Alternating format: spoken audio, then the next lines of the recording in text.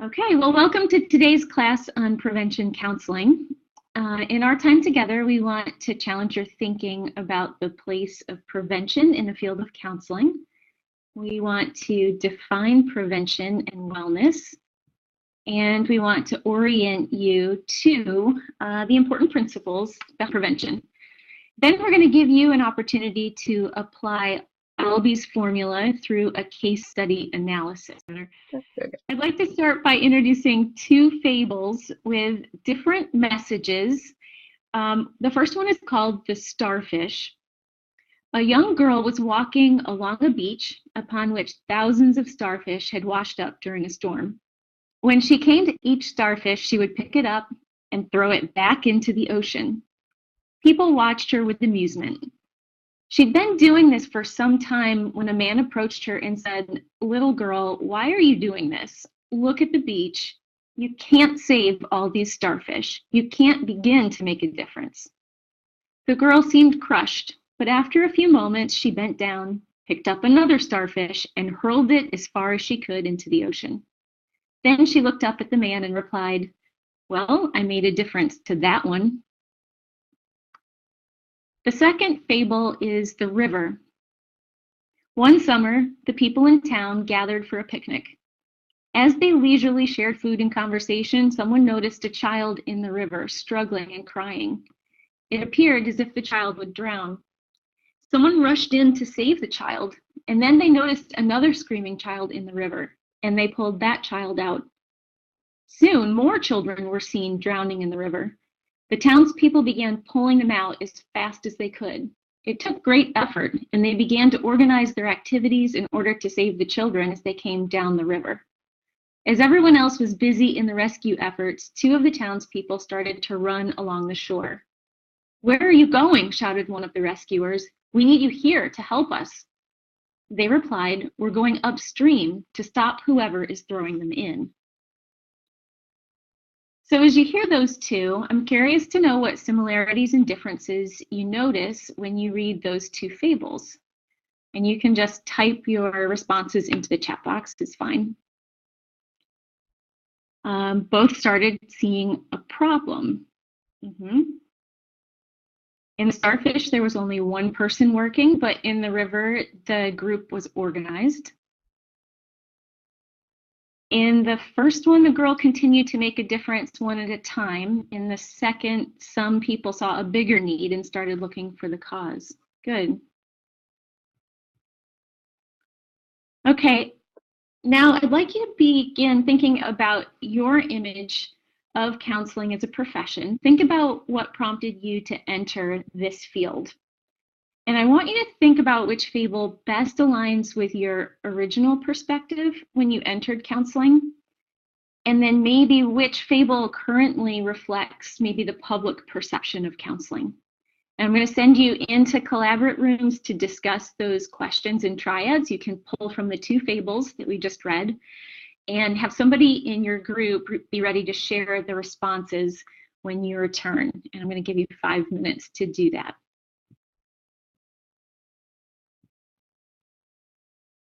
Okay, Jackie, next slide. Okay, welcome back. Thank you for the thoughts that you shared. Wanted to share a quote from George Albee, who is an individual that was instrumental in creating a prevention perspective in counseling. You'll be hearing more about him later in this class. But he gave us this quote: "No mass disorder has ever been eliminated by treating one person at a time." So this is sort of the basis of thought for prevention and counseling. As we go on to the next slide, you can see where we've been. The foundation, it says that prevention is a cornerstone of our profession. And then functionally, it's been called a defining characteristic of our profession. The question mark on the future is that for the most part, prevention has been largely neglected. And we are taking on We're taking on a large responsibility when we are doing preventative work because it's no longer face-to-face with a single client at a time, no longer taking the starfish approach, but moving more towards the two who are running upstream to see what the cause of the problem was. So historically, the field of counseling has taken a strengths-based wellness perspective, and as mental health counselors address the climbing demands for services, we'll be increasingly pressed to embrace solutions that prevent suffering. And quickly, we're seeing the demand for help outgrowing the supply of helpers who are available. So let's just take a moment and think about what is prevention. Our textbook author defines prevention, it says refers to living life in such a way as to avoid significant problems and disorders, and to intentionally improve the major settings of life. That would be family, work, school, neighborhood, and community. So you can see there are two words highlighted on the slide that are important to catch. First is we're trying to avoid certain things that lead to decreased well-being. And then we're also intentionally working to improve the places in life that we exist. So we are addressing both sides of the coin. So let's give also a definition to wellness. The author states that wellness is a health status of abundance where persons or settings are maximizing healthy functioning across all important domains. So there's something here about not just surviving, but thriving is a way of life. So lifestyle is an important aspect of wellness. And when we think about lifestyle, it's important to be thoughtful about lifestyle choices. And actually, choices have been shown to explain 80% of illnesses, which means there's a lot of room for prevention work in just our general lifestyle. And those things are called therapeutic life changes. They are evidence-based lifestyle actions that individuals take to improve their mental health. So these can be a variety of behaviors that are adopted. You will recognize many of them as we continue talking. But you might include things like good sleep hygiene and talking with clients or groups of people about the impact of using screens before bedtime and how that may influence insomnia. You might also think about balanced nutritional intake and how proper nutrition can help us balance out different illnesses and the impact that they can have on our bodies. Exercise would be part of that, and tending to spiritual and relational needs that people have. So when we think about everyday prevention, we are thinking about enacting daily life practices that will optimize the functioning that we have in life and allow us to avoid those significant problems that we mentioned earlier. So what are some behaviors that contribute to wellness? You can go ahead and put some of your ideas into the chat box. Avoiding sugar. Having an annual physical, yes.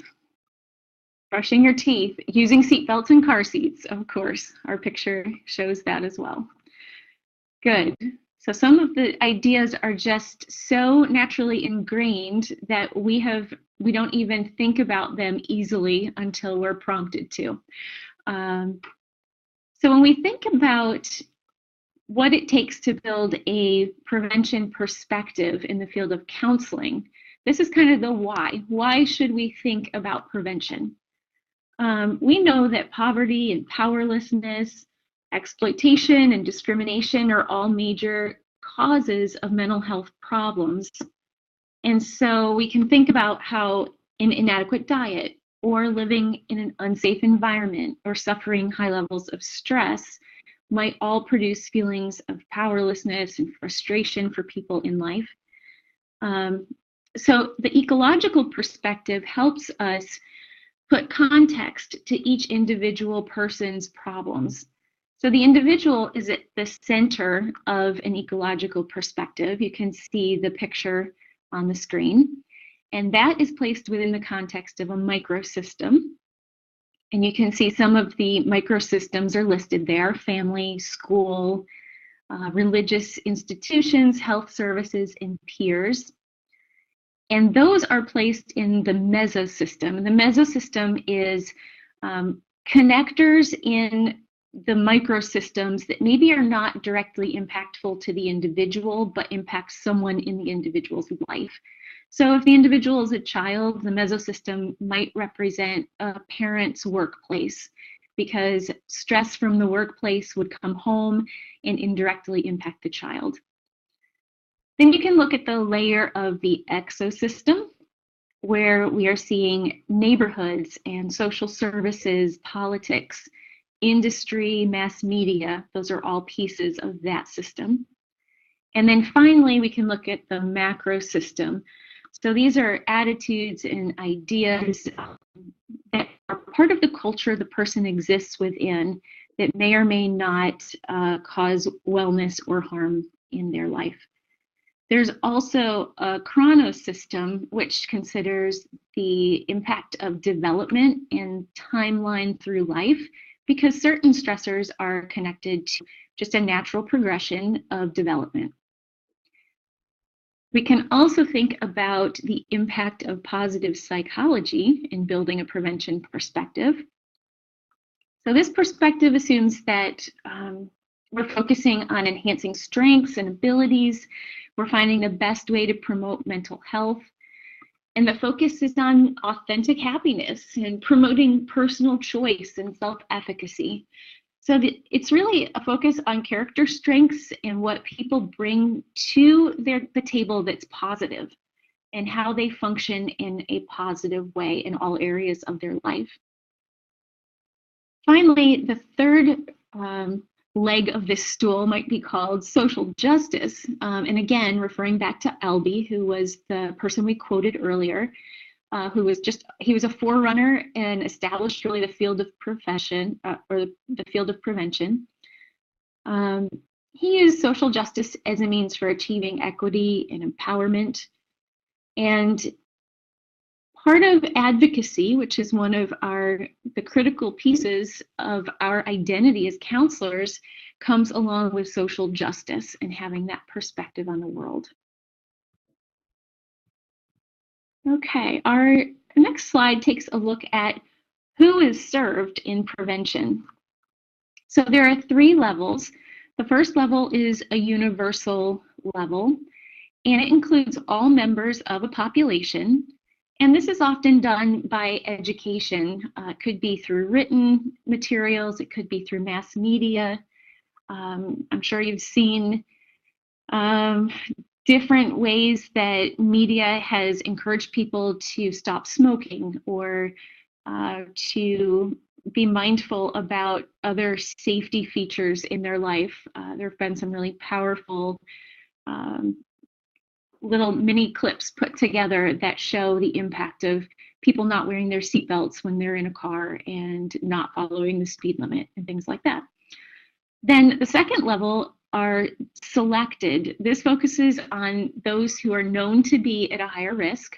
So if someone has experienced an issue before and potentially are at a higher risk of experiencing it again, if they went to the doctor might give them some routine screening if they've had depression before, just to check in and see how they're doing currently. Then on the third level, the indicated level, those are individuals who are already being impacted and who are in need of some sort of service. And those are can come at different levels as well. We'll talk about that in a moment. So when should we be using our prevention interventions? Primary intervention talks about warding off exposure and transmission. So we're trying to prevent the development of some target issue. So we're taking preventative preemptive measures. And then in secondary prevention, we're identifying and responding to those who are vulnerable to the target issue. And tertiary prevention talks or is targeted towards those who are, again, already experiencing the problem, trying to lessen the impact and give them relief from long-term consequences. So where do we start? There are many levels of intervention, all the way from individual, like we were talking about in the fable at the beginning of the starfish. Then we can go to groups. Groups can be a place where people come together and find support. We can help families through preventative means, and schools and communities and workplaces. And then on a larger level, we can talk about collective systems. This might be political, changing laws that impact people, and creating a better environment for them to live in. Next slide is about how the strategies of prevention. So we can look at some of these strategies, and we have one highlighted because it is the most powerful strategy to use. But in general, any combination of strategies is a better approach than a single strategy used. So we can look at education, and sometimes education is direct and sometimes it's indirect. So it could be through one-on-one counseling, or it could be in print or social media. You might give a seminar, you might teach skills to a group, potentially in a school. You might have the opportunity to teach a classroom, or you might have opportunity to speak to the teachers. This is probably the most frequently used strategy, and the problem tends to be that it's hard to sustain a one-time exposure to education strategies. The second one, social competency, talks about connecting people with support groups and communities, helping them feel a sense of belonging, feeling understood, and it's very useful in situations where people feel isolated. Natural caregiving refers to non-professional caregivers that already exist in someone's circle that are really good at offering wise advice or support, and are instrumental in living a life that's filled with well-being. And this might be a pastor, it could be a wise friend, it could be some sort of group that the person is already connected to. Again, community organizing is the most powerful strategy. There's involvement in opportunities and support in local activities. It may take a look at how government is working and how it enhances or detracts from the quality of life. So this is where our advocacy skills come in as counselors, where we talk about culturally relevant social justice, and we could provide consulting to those who are making decisions at a higher level, and advocating for those changes in the system that will create a more equitable system in our culture. Environmental redesign is a practical approach to well-being that creates environments that help sustain health. So this might be in your community, having a place for people to safely walk and get exercise. Assist on developmental pathways. So as we spoke before, we can anticipate certain changes in human development and then plan to enhance those transition points or modify the outcome if there's a chance that those transition points might be difficult. So we might want to strengthen parent-child attachment, because when children enter into a family, there's a time of transition. We may need to give parents different competencies and skills as children develop, because they are experiencing childhood and their reactions to the world at different age levels. And then talking about programs perhaps that offer emotional support or mental health support to those in need. So those are the basics, the who, what, when, where, why, how of prevention work. And now we're going to transition into talking about a particular program. So Jackie, I'd like to invite you to come and join us for that part. Thank you, Deanna. Thanks so much for the wealth of information. And so now what we're going to do is take that information and apply it to a pretty significant mental health issue that's a global mental health issue. And so I'm going to introduce the issue and just give a brief overview.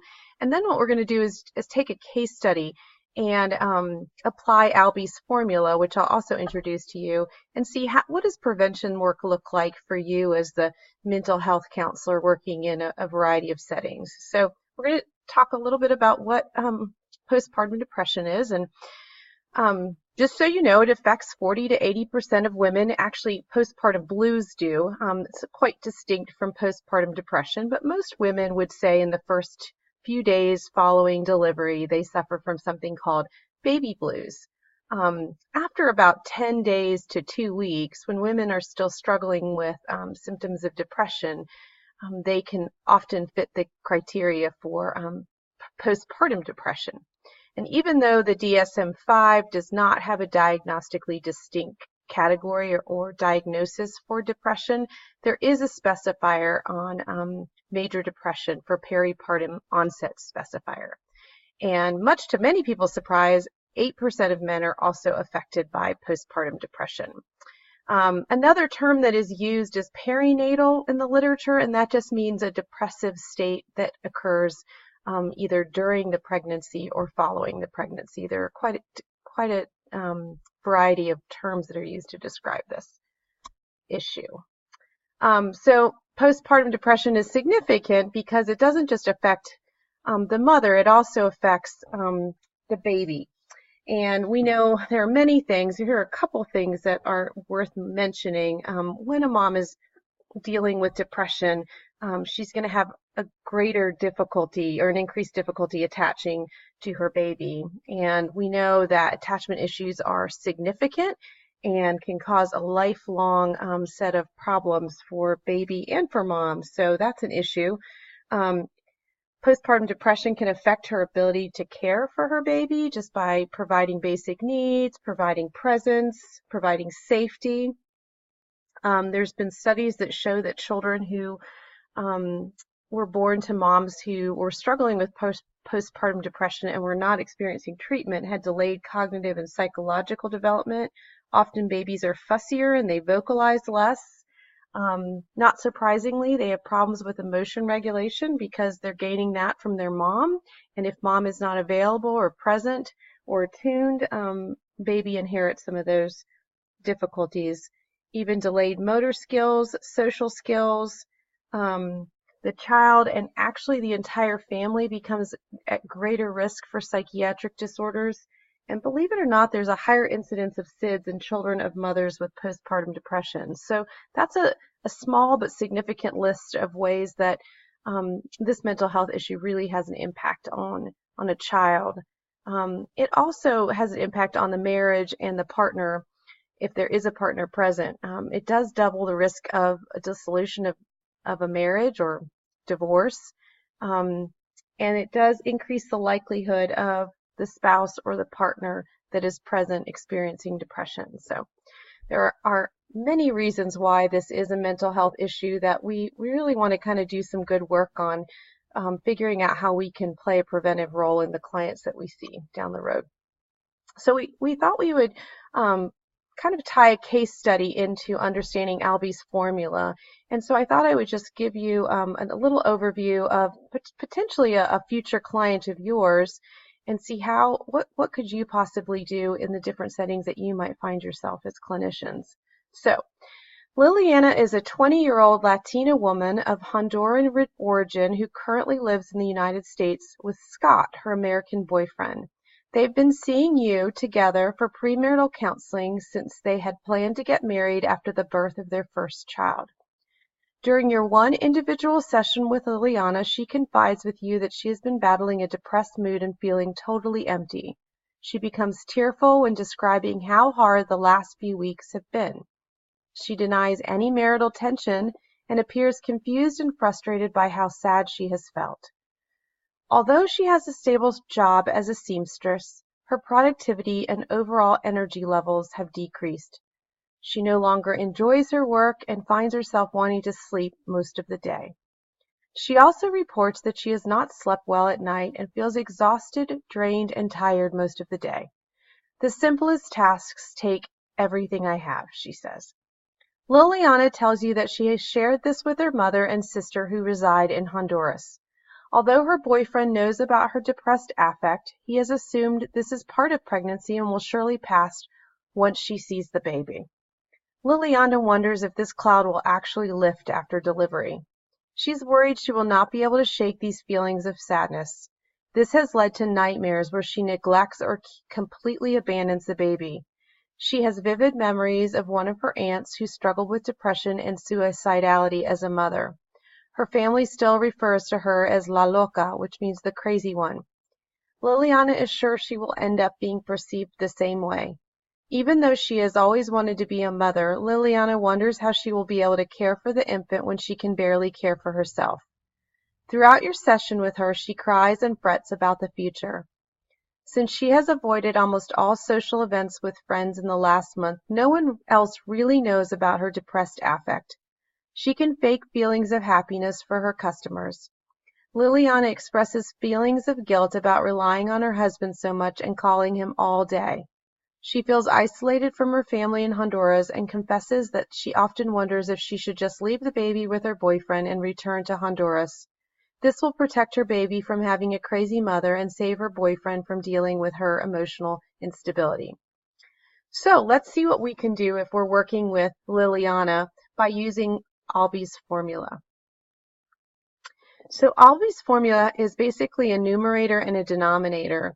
And on the numerator, we're going to look at multiple aspects of how we can decrease the deficits that are going on, or the environmental risks and stressors. And so these are composed of physical environment, the social environment, and the cultural environment. And we're going to kind of take that apart as we talk about these in Liliana's life, but we're going to try to decrease these deficits. And then we're going to try to work towards increasing some of the strengths that may be in her life, or what we call protective factors. And these are personal, interpersonal, group, and system protective factors. And again, we'll go over what these look like as we unpack this with Liliana. So let's go into decreasing some deficits in her physical environment. So if you're working with Liliana, here's a couple of things that you might want to think about in terms of exploring and just assessing how these are in her life. So the first is housing. You would want to know, is her situation secure? Is her housing situation secure? Do they rely on her income to pay the rent or the mortgage? Will she need a referral to an agency that can help them with food, clothing, shelter, transportation for she and the baby? Especially if she decides to leave, if she decides to take the baby. What kinds of issues will she face in terms of just her housing? And how can we help her decrease these risks? What about safety? What kind of neighborhood she lives in, or her living situation? Oftentimes we don't think to ask those things, but when a client is presenting with some distress, this is the kind of information that would be helpful for us to be able to assess their physical environment and potentially decrease some of these risk factors. So what's her neighborhood like? Are there any things in her neighborhood that would, or her home, that would exacerbate the stress, the anxiety, or the depression? And then just thinking creatively, what other stressors in her physical environment might Liliana be facing? Well, we know that she's culturally and physically separated from Honduras. And so that's a stressor in and of itself. This environment, we don't know how long from the case study, we don't know how long she's been in the U.S. We don't know how long she's even been in the housing situation that she's been in. We don't know, you may know as the counselor, but we really don't know from that case study how long they've been together. And even just the time of year, that is part of the physical environment. So is it winter? Will she be delivering when it's snowy and icy, where she'll be secluded? What kind of light and dark situation are going on?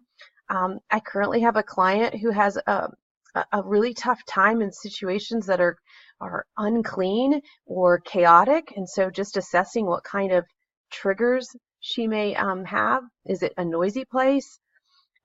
What kind of barriers to the outside environment might she have? So just assessing how far she is from treatment, from you, from her boyfriend's work, from any kind of social support, and just seeing if there's any other physical barriers that might limit her access to just even going on outings with the child or exercising or anything that can promote well-being. So we're really trying to see the things that are working against her in terms of assessing deficits in her physical environment.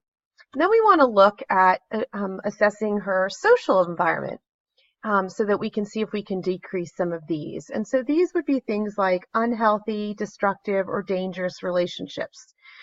Do we know anything about her family, her friendships, her romantic relationship with Scott that may be causing or exacerbating Liliana's anxiety and depression? What kind of trauma triggers might she be facing? Do we even have a history of that? And are there any people or situations present that would be ongoing triggers for her? Is there any family or marital discord? Well, hopefully you're going to surface that in premarital counseling, but even extended family. Is she living with extended family? Does she have any stress in her family or towards Scott's family, or even in those friendships? Is there anybody around her that's battling depression or any other mood disorders? We know that there is an effect on people who are battling depression when they're only hanging around people who are struggling with mood disorders. And does Scott seem to display signs of depression as well? Is she lonely or isolated? Who's she regularly interacting with? We know from the research that young and unwed mothers are thought to have up to 3 times an increased risk of postnatal depression compared to older women. So she's very young, and she is at this point a single mom. Does she perceive herself to be socially isolated? Because that also is considered a risk factor. Does she feel alone? What kind of work stressors does she have? We know that she works at home, but we don't really know what that's like. Does she have any other people that come into her home and work with her? What kinds of stressors are there? What kind of demands does she put on herself? Or if she's working in conjunction with other people. And even though this is in the future, we do want to think about any infant needs that may arise. So are there any issues that may be on the horizon for her in terms of her baby? What do we know about the baby's health? And is baby, as far as we know, healthy? And if not, are we expecting any kind of physical issues that may, or medical issues that may be coming a long way? And so just trying to decrease those risks in terms of getting her some support. And then the cultural environment. So these are the societal and cultural pressures that exist around her. And so for her, this is a great one to explore in your work with someone like Liliana. What does it mean for her to be a good mom? And what are her ideas like? And where did those come from? So exploring the expectations that she may have that may come from her own family or culture, and just see how those have assimilated into her idea of what it means to be a good mom. And then just exploring fears so that we can decrease these risks that are related to the possibility of emotional struggles. One that comes up oftentimes in the lives of people who are immigrants are just a fear of being sent away or having your baby being taken away if you're struggling with depression or suicidal thoughts. And so lots of times people aren't sharing these because they're really afraid of what might happen to them or their child. So being able to gently broach those kinds of topics would be a wise thing to decrease some of the pressure that's coming from the environment. And what does she fear about raising a child apart from Scott, especially if they don't make it? Do they display signs of a healthy relationship together and apart? And what is your sense about that in her culture and in her perspective about staying together even if you're not in a happy relationship? And then exploring thoughts and beliefs and the role expectations related to pregnancy and motherhood. These are culturally influenced beliefs that might be interfering with her openness and honesty about her depressed feelings, but also her desire to stay in the relationship. What does she believe her role will be as a wife and mom? And does this conflict in any way with her deeper convictions, her values, and her personal longings? So again, we want to sort of surface these in gentle conversations. And in this case, you may want to even ask for a second individual session just to be able to have these long conversations about some of the deficits that might be putting her at risk for depression after the baby is born or continued depression. And then we want to increase several factors. And so we're going to go through these factors, 4 factors. So the first is personal. And so in Albie's formula, this is really talking about just their sense of well-being, their self-esteem, their feelings about resilience and their self-efficacy. So in Liliana's case, we want to see what kind of resilience does she have? And so we can surface this by really talking about her past and seeing how she faces life's challenges in the first place. We know that she's an immigrant, so we can maybe assume that she's been able to do something really tough already, and we can sort of see how that's affected her and really point out sort of the strengths that she's gained from even being able to reside and make a living in another country. We can sort of talk about screening and early identification and education and interventions as far as any struggles that she has had and how she sought help. So we also want to increase her sense of competency and self-efficacy. We want to kind of get an idea of what does she already know and what does she use to sort of deal with stress, anxiety, and depression. Does she have good emotion regulation tools? Does she know anything about CBT and ABCs? How can we teach her those things? What about mindfulness and relaxation? So we want to boost this area in her life, either in our work with her or referring her to people who can do this so that she has this sense of competence.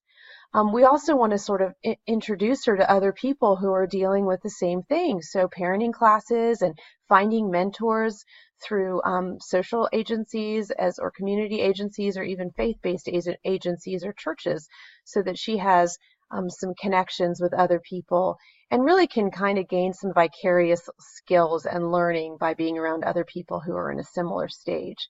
And then we also want to just sort of boost some ideas of lifestyle changes, implementing structures and social supports that are just going to make her feel better about her competency and her ability to be a mom and even battle some of the mood issues that go with pregnancy. We want to increase interpersonal factors. And so again, sort of related to what I was just sharing, we want to really look for pregnancy and parent support groups. And in this way, we want to look at that for group reasons. And I can go on and on and on about the benefits of being in a group, but it normalizes a lot of what women are going through. They have a built-in support network. They have a place to process some of their struggles. And so for somebody like Liliana, this would just be a wonderful intervention and an opportunity to increase this particular piece. We do want to refer her if we're not already able to see her on an individual basis. We know that we're doing premarital counseling with her, and so oftentimes we really need to see somebody else or include somebody else who can do some individual work with her. And in this way, we can ask that person or refer them to this individual so that they can really introduce some of those counseling skills that I mentioned in the previous slide. We want to talk about some of the signs and symptoms of perinatal depression so that we can promote early detection and intervention, both in our work as well as hopefully in the work of another counselor. We want to encourage Liliana to speak with her doctor and to not fear an open and honest approach to this, so that she can discuss pros and cons of other treatment approaches, particularly pharmacological options with her physician. We want to talk about increasing her partner support with her partner. We want to make sure that we bring this up in our next premarital counseling session to make sure that she's been honest and open with Scott. And we want to determine if she hasn't, why not? Is there any possibility of interpersonal violence going on in their relationship or even in past relationships? So we really want to kind of promote sort of an honest, authentic stance on the part of Liliana so that she can increase her sense of well-being and her competence in being able to connect with others and battle this mood disorder. And then we really want to increase her understanding of the importance of connecting with her baby. And so there's all kinds of ways that moms can sort of stay connected with their baby, even if they're feeling sad and struggling with depressed symptoms. So baby slings and holsters and just ways of staying connected to the baby can actually increase oxytocin.